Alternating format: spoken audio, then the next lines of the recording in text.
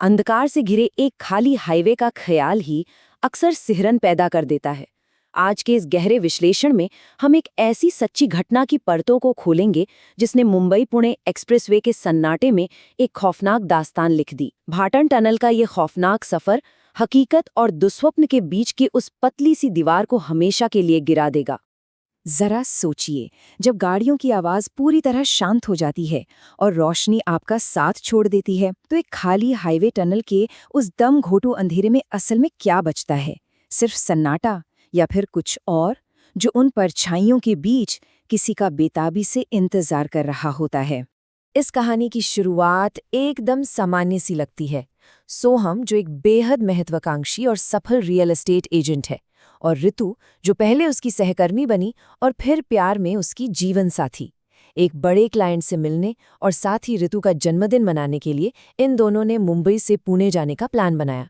एक खूबसूरत और बिल्कुल आम ट्रिप, लेकिन ये सामान्य स्थिति दरअसल एक बहुत बड़े धोखे से कम नहीं थी। रात का समय, खाली मुंबई पुणे एक्सप्रेसवे। सोहम ने उत्साह में अपनी गाड़ी की रफ्तार बढ़ा दी। अंदर म्यूजिक की आवाज काफी तेज थी। सामने भाटन टनल दिखाई दी। सोहम ने स्पीड थोड़ी और बढ़ाई और हेडलाइट्स को डिम कर दिया। टनल की उस पीली रोशनी और म्यूजिक की गूंज के बीच उनकी गाड़ी उस गहरे अंधेरे में धंसती चली गई। और फिर वो हुआ जिसकी किसी ने कल्पना भी नहीं की थी। अचानक उस तेज रफ्तार गाड़ी के बिल्कुल सामने एक औरत आ खड़ी हुई। उसने एक पुरानी केसरी रंग की साड़ी पहनी हुई थी। सोहम चाहकर भी ब्रेक नहीं लगा पाया। एक जोरदार टक्कर, वो तेज बजता हुआ म्यूजिक अचानक खौफ और चीख में बदल गया और गाड़ी सीधे उस औरत के ऊपर से गुजर गई। टक्कर के ठीक बाद का वो सन्नाटा, सोहम और ऋतु बदहवास होकर गाड़ी से बाहर निकले। उन्हें लगा कि वहां सड़क पर खून से लथपथ कोई शरीर पड़ा होगा, लेकिन वहां कुछ नहीं था। कोई निशान नहीं, कोई औरत नहीं। पूरे टनल में कोई नहीं दिख रहा था। बस एक अजीब सी शांति थी, ठंडी कंक्रीट की सड़क और एक ऐसा सन्नाटा जो किसी भी चीख से कहीं ज्यादा डरावना था। और ठीक उसी पल घड़ी ने रात के 12 बजाए। 12 बजते ही ऋतु के जन्मदिन की शुरुआत हो गई। लेकिन अगर सच कहूं तो असल में ये उस खौफनाक रात का असली आरंभ था। वो पल जब हकीकत और खौफ के बीच की दीवार हमेशा के लिए टूट गई। सोहम ने घबराहट को किनारे रखकर जन्मदिन मनाने की कोशिश की। उसने गाड़ी की डिग्गी खोली, केक बाहर निकाला, लेकिन अचानक ऋतु एक पत्थर की मूर्ति की तरह वहीं जम गई। उसके शरीर में कोई हलचल नहीं थी। सोहम ने उसे हिलाने की कोशिश की और फिर सोहम की नज़र गाड़ी के साइड मिरर पर पड़ी। ये किसी भी इंसान के दिमाग को सुन्न कर देने वाला पल था। असलियत में ऋतु के ठीक पीछे सिर्फ टनल का खाली अंधेरा था, लेकिन मिरर में शीशे के उस पार वही केसरी साड़ी वाली औरत खड़ी थी, खून से लथपथ। एक्सीडेंट से पूरी तरह बिगड़ चुका उसका चेहरा और उसकी कंचे जैसी बेजान आंखें सीधे ऋतु को घूर रही थी। वो औरत सिर्फ और सिर्फ उस शीशे के अंदर नजर आ रही थी। और फिर वो भयानक साया शीशे से बाहर निकलकर हकीकत में उतर आया। ऋतु का शरीर अचानक बुरी तरह कांपने लगा। उसका चेहरा धीरे धीरे नीला पड़ गया। उसकी नाक, मुंह और आंखों से खून रिसने लगा, मानो उसके अंदर कोई और ही चीज प्रवेश कर गई हो। और फिर वो सोहम की तरफ मुड़ी और एक ऐसी खौफनाक आवाज में हंसने लगी जो किसी भी जिंदा इंसान की हो ही नहीं सकती थी।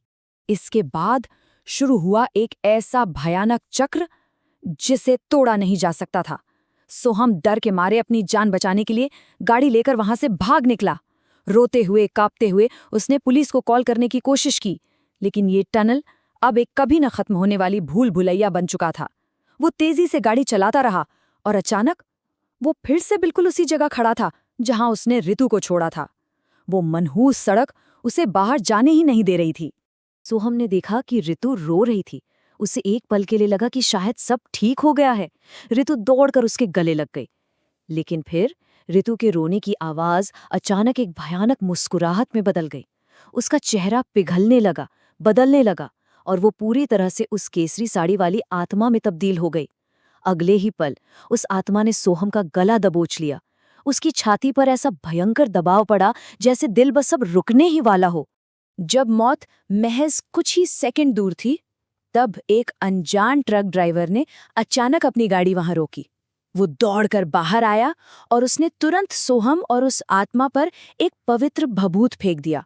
और जैसे किसी बेहद बुरे सपने से अचानक आंख खुलती है, वो भयानक साया हवा में तुरंत गायब हो गया। अभिनेत्री का श्राप। चलिए जानते हैं भाटन टनल के उस काले इतिहास के बारे में। उस ट्रक ड्राइवर का खुलासा इस कहानी में एक गहरा और खौफनाक वजन डाल देता है। उसने बताया कि वो कोई अनजान औरत नहीं थी, वो दरअसल एक पुरानी हिंदी फिल्म अभिनेत्री की भटकती हुई रूह थी, जिसका अंत कई साल पहले उसी भाटन टनल में एक भयानक एक्सीडेंट में बड़ी बेरहमी से हुआ था।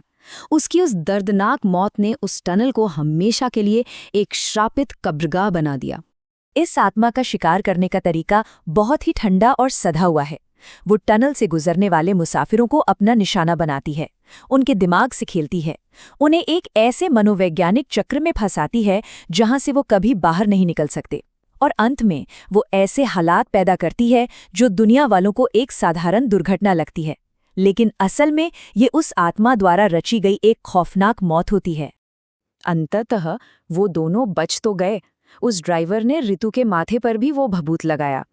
ऋतु को जब होश आया तो उसे उस खौफनाक घटना का कुछ भी याद नहीं था।